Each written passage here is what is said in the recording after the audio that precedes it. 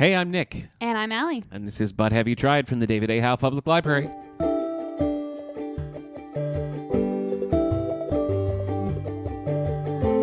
The show where Allie and I trade off introducing each other to new things to see if we're going to find a new favorite. And I tried a new thing. That's right.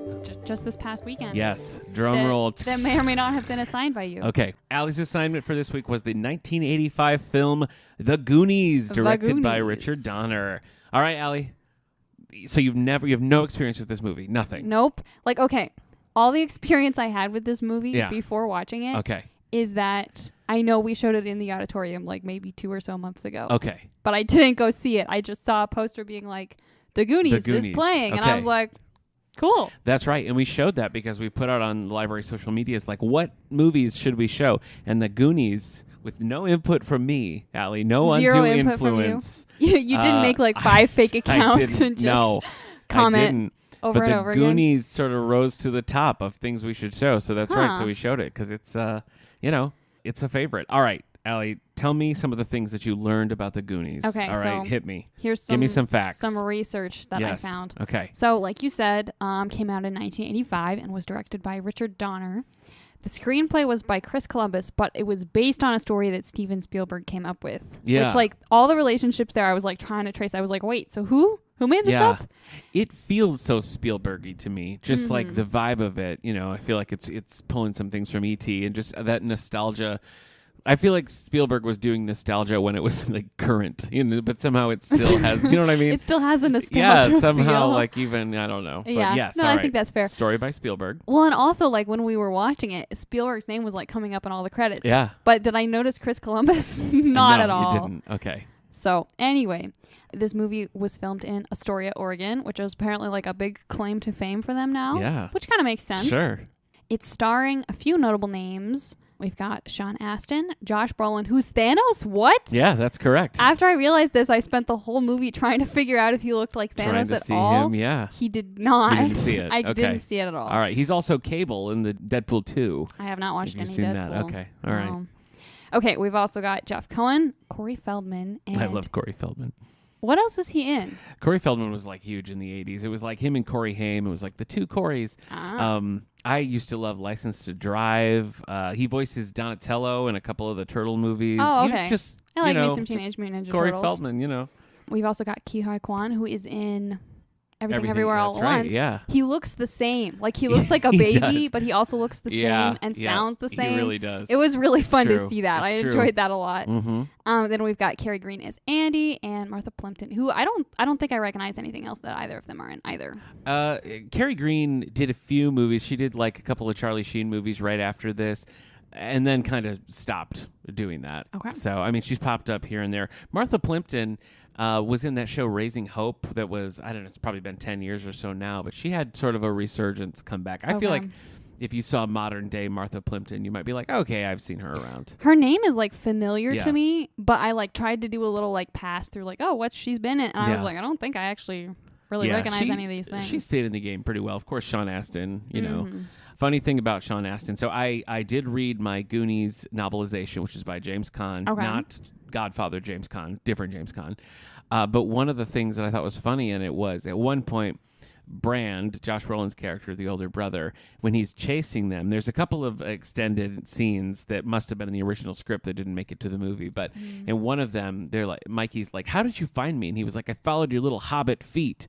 Which is that's so funny, sort of prescient, right? Because oh my goodness, Sean Astin is a famous hobbit these days. But yeah, so I thought that was pretty cool. Yeah, well, and it was interesting. Caleb watched this with me, and we were watching it, and we were talking. And he was like, "Oh, look at baby Sean Astin." And I was like, "Wait, what else is he in that I've seen him in?" And he's like, "Oh, like he's Samwise and he's Bob in Stranger Things." And once he said that, it was like, I don't know how I didn't see it. Yeah. Again, talk about people that like the baby version of them somehow looks just like the grown-up version. I know. The novelization is weird because it's written in the first person and Mikey's like narrating it. Oh, that's really weird. Kind of annoying. I didn't really like it. Huh. But that's how it goes. Anyway, Well, you got to tell me, what did you think? Did you like it? I did like it. Okay. Yeah, it was All right. fun. All right, you looked away when you said that. So does that mean you didn't really like it? No, I was just distracted by looking at the stuff on your shelf. Oh, so many pop figures. Yeah. Yeah. Nostalgia. There's a lot of things What are you going to do? Nostalgia. And I do think that watching Stranger Things definitely primed me for this. I think I probably enjoyed it a lot more than I would have had I not seen Stranger Things first. Because just being able to be like, aha, that's something they reference. Aha, that's so. And again, there it is again. Well, right in the early, when they decide they're going to go on this like treasure hunt and they run out and they're all like grabbing their bikes and getting on their bikes. Yes. Right? I mean, oh my goodness. Yeah. And like the big brother energy that Brand has, which I feel like both Steve and Jonathan kind of have. And like so many details. Yeah. So many like even just like little like costuming things and stuff that I was like, this feels very familiar. I tried to like find like an article that has like all the Easter egg references and everything, and all the ones I found were like, here's like 4 references that are really obvious. That's it. And I was like, you guys, there's clearly a lot more. I just watched this movie. Yep. So maybe I need to make one. So I had a good time with this, revisiting it. It had been a long time since I rewatched it. I had my son, who's 8, watch it with me, and he was kind of freaked out by it. Okay. Yeah, he didn't like all the stuff with the Fratellis. I could see that. He was like, does anybody get hurt or die? And I was like, I don't think so. And then like the dead bodies of the cops are there, and I was like, whoops. Well, there's that. Forgot about that. So until we really like get into the treasure hunt portion of it, he was kind of like pins and needles, didn't want to watch it. But once hijinks and Data's inventions and things start happening, he was pretty in. And by the end, he was pretty locked into it.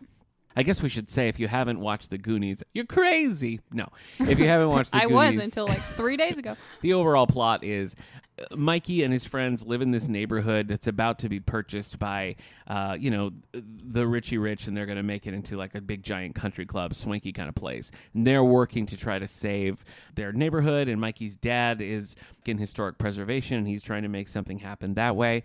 They have 1 day left, and they go up to the attic where a bunch of museum stuff is stored, and they find a map to this treasure that was like a whole thing that everybody in the town kind of knew about and gave up on. And they decide, we're going to find this treasure, we're going to save the Goondocks. And so they head out and go on this quest to find the treasure of One-Eyed Willie. Separate from that, a crime family, the Fratellis, break the older brother out of jail, and they're hiding out in this restaurant, and the restaurant is the entryway to the caverns where the treasure is supposedly buried. So everything kind of gets mixed in together. The Goonies are looking for the treasure, the Fratellis are on the lam, and then they also want the treasure. And so there's a whole bunch of like racing and running into each other and hiding and trying to escape and actually getting caught by the Fratellis again and all that kind of stuff. So had your husband seen this before? He had. Okay. It was interesting. Like, I talked to a couple people about the fact that I was going to watch this, and all of them were like, oh yeah, that's such a fun movie. That's great. Yeah. Or most of them, I guess I should say. And I was like, but how do I know nothing about this movie if like everyone is just casually like, oh yeah, what a great time. Yeah. So he had seen it before. Okay. And liked it, and so was willing to watch it again with me, which was nice. So I had a weird moment watching this because in the end, first of all, I remember renting this from Blockbuster a time or two, but I also think that I had this. I know that I did. We had it like taped off of TV on a VHS tape. Okay. And so the opening scene with the Fratellis breaking out of jail was very unfamiliar to me. Okay. I think the majority of the times that I saw it, I didn't have that, and it kind of opened with Chunk in the pizza place where the car chase is happening, and he presses up against the window with his pizza and the strawberry shake. That is an image that I just know so well. But the early stuff I didn't really remember. And then when I was reading the novelization, the octopus scene is in it, where when they're down in the caverns getting to One-Eyed Willie's ship, they're attacked by a giant octopus. And that was not in the movie that we watched. But as I was reading it, I was like, how do I remember this scene? And so I looked it up, and the octopus scene was included in some of the TV viewings of it to kind of pad it out and make it fit the time slot that it was in. So I had seen the octopus scene before, and I found it on YouTube, and I thought of you because of your love for the octopi. Octopuses are great. Yeah. That's so funny. Yeah. What an absurd scene. I watched this, and I was like, I know the whole movie is a little bit like what is happening right before my eyeballs. Yeah. But it was extra what is happening right before my eyeballs. Because if I understand correctly, Data like turned on a little like like a Walkman with some music, put it in the giant octopus's beak. Yeah. And the octopus was like, ooh, now I'm going to dance in the water. No, you understand it. Yeah. Okay. And I was like, did we just get rid of this problem with the power of dance? Yeah, like, I think so. I think that's what happened. It's a good cut. You don't miss it in the movie, and watching it, like when I revisited it on YouTube, I was like, ugh, that's not great. That's not good.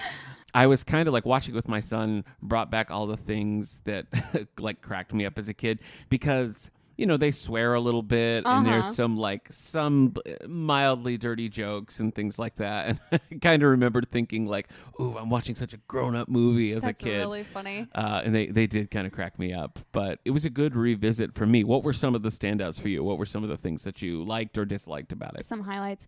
I feel like the first little bit of the movie, I was kind of like, I'm not sure about this. Okay. Like when they're all just kind of like gathering and talking and like finding the map. I feel like once they leave and start like actually treasure hunting, that was when I was like, yeah, okay. Like this is good. But the first part, they were just like all very loud and just, so it was like they were just like yelling over each other, which is kind of how kids act. Yeah. Not going to lie. I felt like watching it as a movie, I was like a little overwhelmed, but then I feel like it kind of settled in. So I feel like definitely once we got to the like treasure hunting and the whole like anything where you're going through a cave and you have to like defeat the booby traps and like play the bone organ, better do the chords right and all that kind of thing. Yeah. I was really enjoying that. Yeah. So. Yeah, that makes sense. I always thought it was funny when Mouth it was Corey Feldman's character, is translating for the woman who's come to help them pack up the house, and he's saying all sorts of horrible things, like they want the cocaine in this drawer and stuff. Yes. And the woman is like, what is happening? That cracked me up as a child too. Yeah. I also thought it was funny, like as we were watching, how like each of the four kind of main boys has like something they bring to the table. Yeah. But like when you kind of like step back and be like, all right, what is each of their sort of like, offer their power here? And it's like their powers are, inspiring speeches. That's Mikey, sure, yeah. Spanish skills, food, and gadgetry. And I'm like, but it works. Yeah, like they've got everything they need. It does. I forgot all of the James Bond references that Data makes, that he was like inspired by Q and James Bond, which I thought was kind of funny. But it is a really good ensemble. I feel like you have all the pieces, and then when like Brand's crush Andy comes in, and she's got like her friend who's like, I don't know about this. This is stupid. Which also gave me such Nancy and Barb vibes. Yes, it did. Like Steph even looks like Barb. Like the haircut, the glasses. I was like, all right. I know. I see what you're doing here. I just think it's a really like well-rounded ensemble. I like having the layers with the older brother, and I like the different dynamics that the friends have. I like, I just, Corey Feldman is like the smart mouth, just cracks me up always, And the Fratellis, I think, is a fun element. Like, you don't need that necessarily. Like, the treasure hunt might have been enough. Especially with all the, like, caves exploding and everything like that. Yeah, you could have expanded that a little bit. You could have made it, But I feel like having that, like, real threat of danger is a different element that it brought in. The thing that hit me differently watching it this time as an adult is Sloth, which just made me sad this time. Yeah, that's fair. Like, as a kid, I it was like, oh, he's so scary. And then, like, he and Chunk have that connection. They bond, which is kind of sweet. Yeah. I do appreciate that. Yeah. And so I do like that in the end, but it's also just, like, sad. Yeah. It just made me feel bad. It does. Yeah, it is sad. And it feels a little uncomfortable. And especially at first, you're like, what even are we supposed to understand is going on here? And I don't feel like you fully get an answer, but like what you do kind of start to understand is just kind of mostly sad. Yeah, he's just like abused and and you're like, well, gosh, treated like a monster. Yeah, it's not. Yeah, so that was the only thing that I felt, because I was kind of worried that watching it, I was going to be like, oh, this has aged horribly. What do you think from that standpoint? Like watching it now, do you think it holds up? Like, were there things that you noticed as like problematic or anything like that? That's not too much. Like the sloth thing I was a little bit like and like I feel like some of the dynamics with Rosalita, the woman who's like helping them pack, like that's not great, but it also is not worse than most things from that time period and even after. And so there was nothing that I was like, wow, this really hits differently. Well, because I think Rosalita is not really played as a fool. You know what I mean? Which I think would often be the case. Right. Like, let's make fun of the person who can't speak English. And that's not really what it is. Like, Mouth is making fun of, like, the mom. Like, he's playing a trick that way, which I thought was kind of interesting. And even diversity that's in it, I feel like, is handled pretty decently well. Like, Data is never treated like, oh, you're from another country, like you're the weird one. I was actually really pleasantly surprised by that like he's super into his gadgets, and but like that's his gimmick. Yeah, it's but not that the race feel is like his gimmick. right. It's not like, oh, the Chinese kid likes It's like, oh, the kid with the gadgets. Right. And I was like, wow, this is so much better than I was expecting. So and even Chunk being Jewish, I think, like, plays a lot of role in there, and it doesn't feel like they're doing any stereotypes with I feel like I totally missed the fact that he was Jewish. See, also the kids all yelling over each other. Well, he says things about like being in Hebrew school and like something about his bar mitzvah, and when he's he does some like he starts to sing like a Hebrew prayer song when he runs into the Fratellis and stuff like that, but it's never a stereotype. It's just sort of like a layer to the character, which, you know. So in that way, I was sort of pleasantly surprised. Yeah, it doesn't play to me as particularly sexist either. You know, not too bad. I was a little like, all right, the girls mostly scream. They do, but and aren't that helpful. Yeah, other than in like one or two scenes. All right, I guess that's true. But, like again, I'm like, it's not worse than much else from the same time period. Yeah. But I feel like having just recently watched Stranger Things and having how like awesome like Nancy, Robin, etc. are to contrast it to, I was like, man, they're not pulling their weight in this group. I guess that's true. I guess I was thinking because Andy's so instrumental, no pun intended, with the organ, which is cool. I'm glad they have that. Yeah. And I guess Steph being over all of it, to me, also was kind of like a fun element where she's like, this is stupid. Why are we doing You're this? Stupid. I'm still here, but why are we doing this? Right, yeah. I kind of liked that element of it. But no, I was pretty satisfied with it overall. There's always a danger in revisiting, but I felt pretty good about it. And my son ultimately did like it. I think he will remember it as having liked it. Okay. You know? My wife good. Still doesn't care. Mm. She didn't come around. She was kind of in and out watching it, but she wasn't like, you know what? This is great. So I just have so much nostalgia wrapped up in it that it's always just like been a thing, you know? That makes sense. So I love all of Data's gadgets. You know, like I said, I love Corey Feldman, like all the stuff. In the end where he has all the jewels and like the in his mouth and the string of pearls. The string of pearls. That is pretty great. Or Ann Ramsey, who's like Ma Fratelli, is like, aren't you the one they call Mouth? And he's like, Definitely not. Wait. I just think that scene is funny and plays out. It was good. I'm never 100% clear on what, like, I know they're gonna, like, their houses are gonna be sold or whatever, but like it is all kind of nebulous, like how it all connects. Like the whole neighborhood, I guess, is gonna be sold, and they get the jewels, and they're gonna like buy the whole neighborhood with them. I guess is kind of quirky, but and like I guess those jewels were enough to buy the whole neighborhood. Apparently, like I don't know. Yeah, they were decent size. If those were big diamonds, well, and especially if they're like historic, ones. Yeah, that probably increases the value. I think they said, right? Yeah. So I guess that'd probably do it. Yeah. I read this article from /film.com. Okay. Which was saying that the question that inspired this story in Steven Spielberg's mind is, what do children do on rainy days? Oh.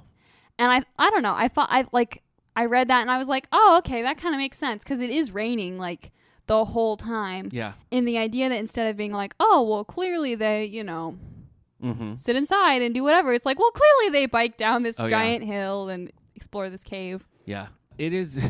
I mean, I was never on a treasure hunt being chased by murderers, but always, like, my friends and I would just be like running off into the woods and like making forts and digging into things. Right. And like, so I feel like it really speaks to like what it was like for me growing up like at that time. So I like that quite a bit. There's been talks about a Goonies sequel, like always, because I think the core cast has always been like, yeah, let's do it. Anytime, give me a call. But I've heard like over the years, there was talk of a movie, like it's kind of ebbed and flowed. And sometimes it's been really like, no, this is going to happen. Other times there's been talk of they were making an animated series where they were like had approached the original cast, and it seems like that was going to happen, and it didn't. Even like graphic novels, they're always like, let's do a Goonies graphic novel, and that's never happened. There's been talk of like, I feel like it would fit a graphic novel really well, for sure. I mean any of those things. Like I would be up for today's like Sean Astin, Corey Feldman, right? Kwan, like that would be fun. Getting together, being like, all right. Well, and I was reading some of the like accounts of sequels that were like teased but then fell through, and like some of them are like, oh, like 2001. They were talking about 2007, yeah. 2021. I'm like, okay, they're still like, I know, it won't die. Still pushing for it. The closest we ever got was a Nintendo game called Goonies 2, which was actually, the story of it was a sequel. This is the story. Are you ready? I am so ready. The Fratellis have broken out of jail, exacting revenge on the Goonies. They capture all but Mikey and lock them away. They've also kidnapped a mermaid from the ocean named Annie. Oh. Mikey adventures off by himself to save his friends as well as Annie from the clutches of the criminal family. So you would play as Mikey, and you'd have to go and rescue each Goonie individually. And then once you had them all, you could go and try to rescue the mermaid. That sounds kind of fun. I'm not going to lie. There you go. I have to say, though, Annie is not the name I would think of as being like a mermaid name. Yeah. I think it must be like Anne Ramsey was the actress who played Ma Fratelli, and I wonder if it's just like an homage to her or something. But I could see that. Why you would name the mermaid that, I don't know. But I've never played this. I've never played, because there's a Goonies 1 and a Goonies 2, and I never played either one of them, which feels like a failing on my part. But well, are you going to now? If I could get a hold of it, I definitely would. I need like a NES emulator, and then I'm there. Movies like, have you seen Super 8? J.J. Abrams' Super 8? I don't think so. Okay. It's like immensely familiar, but I don't think I've actually seen it. That's another one that I really like, that is very obviously pulling from things like Goonies and E.T. and all that. I think that's a lot of fun. There was a recent one that Ke Huy Quan even popped up in called, I think, Finding Ohana, a Netflix movie, which is very obviously based on Goonies. Okay. And I haven't seen that, but I'd like to. But I'm always a fan of these like adventure-style movies. Right. They're just fun. Yeah. And it's funny to see... I don't know if you ever read or saw, I think there was a one season, Paper Girls. Do you know Paper Girls by Brian K. I read the first volume of Paper Girls. I mean, that's another one that I feel like... Yeah. I don't know that... Kids on bikes adventuring. Right. I don't know that Goonies in the necessarily 80s. Invented that, but I feel like it's the one that people who are my age think of. You know what I mean? Like, it's kind of the quintessential, like, let's have an adventure on a rainy day. On a rainy day. Kind of movie. So... yeah, I think it holds up. I was hoping you'd like it, and it seems like you have. Yeah. Yeah. I think so. Okay. I think the octopus cut was smart. I think it was smart, but I loved that I got to see that scene. I'm glad just the octopus too. Dancing to the music. Yep. So good. Yep. So absurd and wonderful. Yes. But I feel like it also doesn't look good, and if it was in there, that would be the thing that really dates the movie, because the rest of it, there's not really like special effects. You know? But the octopus effects are not great. No, they're not good. It looks, which kind of adds to its creepy lookingness of like the bad effects. Yeah. But I think you're right that would paper mache kind of vibe that it's got going on there. But without it, everything's just practical, and you know, I mean, when they're walking through the caves and stuff, it's not like you think, wow, they're really underground, you know. But overall, I feel like the look of it still holds up, and I think, you know, a lot of times when you revisit movies from this era, like I think E.T. is a prime example. I think the pacing in E.T., you really feel the length. And I think Goonies keeps moving and keeps going, you know, and I think that's often the thing that makes it hard to show a new generation. So I think the fact that like it has all the personalities and it keeps going and you keep like leveling up like the stakes and excitement, you know, make it work pretty well. Did it bring other movies to mind for you? Are there other movies that you kind of feel like fall into the category? It did, but some of them I feel like I saw so long ago that I'm not even sure what they were. Okay. Like it reminded me a little bit of The Librarian's Quest for the Spear. Oh, okay. Which I loved. Like Noah Wiley, right? Is that probably? Okay. All right. Especially that scene where, like, in The Librarian's Quest for the Spear, they're in the temple and there's like the things shooting and they have to like do the waltz. Yeah. I feel like some of the things with like the bone organ and stuff that had kind of a similar feeling. Yeah. I know I also watched some other like kids exploration treasure kind of mystery. Yeah. But I can't remember what it was. Okay. Just it watching this called up these faint memories of something. Oh, you know what cracked me up that I've never noticed before? Mouth is the one translating all of the maps. But he's translating it in old-timey English. He's like, ye old beware, and making everything rhyme still, which is pretty... That's pretty impressive. But I was thinking about that, and I was like, it might be old-timey Spanish, but it definitely doesn't say ye. No, it doesn't. And everything, the rhyming is what really cracked me up. I was like, that's above and beyond, Mouth. You're putting these things in your mind and you're making it happen. Just going right off the cuff. Mm-hmm. Yes. Well, good. I'm glad you liked it. I'm glad it held up in the way that it would. Would you recommend it? Who would you recommend it to? Let me say that. I feel like I could see my brothers really enjoying this. Yeah. The kind of adventuriness and the gadgetry, especially that Data has. I feel like would appeal to them. Yep. I don't know. I feel like people who are a little older and have some more experience with older movies. Yeah.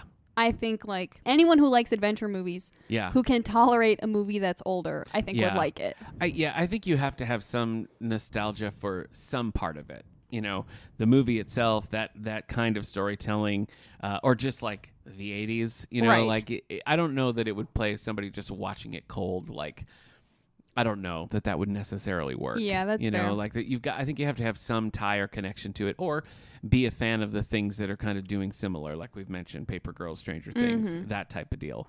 Then I think you'd have it. But happy to say that it still remains in my favorite movies, particularly my favorite of childhood. I can't watch it without thinking of my old friends and like hanging out at that time. So that's cool. That's kind of a special thing.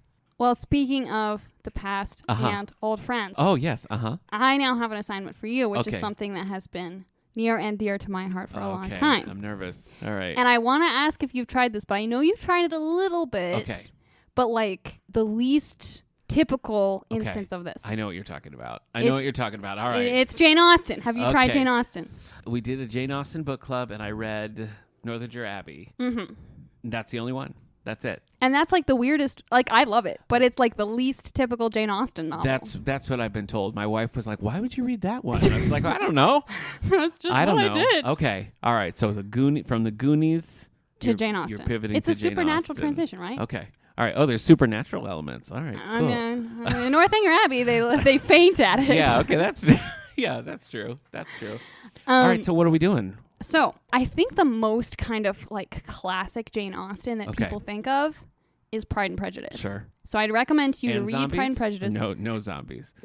Just first the original version, then the zombie version. If I want the zombies. If you want the All zombie right. Pride version. and Prejudice. Okay. I'd also recommend watching the 1996 movie of Emma, which is, in my opinion, the best movie adaptation of Emma.